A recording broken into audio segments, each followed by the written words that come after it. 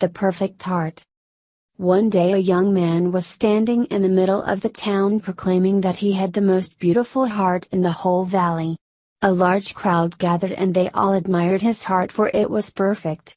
There was not a mark or a flaw in it.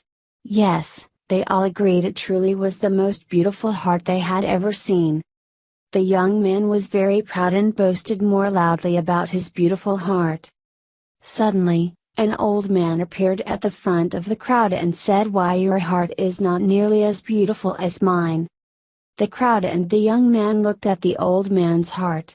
It was beating strongly, but full of scars. It had places where pieces had been removed and other pieces put in, but they didn't fit quite right and there were several jagged edges.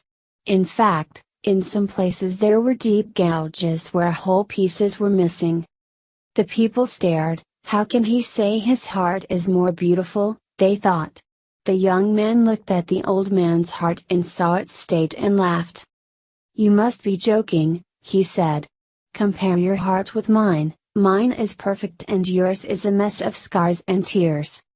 "Yes," said the old man, "yours is perfect looking, but I would never trade with you. You see, every scar represents a person to whom I have given my love. I tear out a piece of my heart and give it to them, and often they give me a piece of their heart which fits into the empty place in my heart.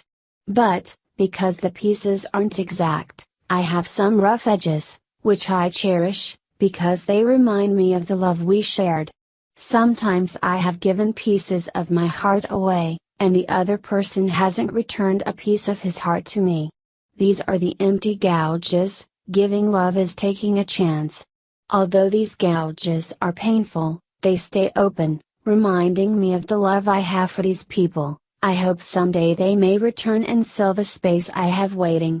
So now do you see what true beauty is?" The young man stood silently with tears running down his cheeks.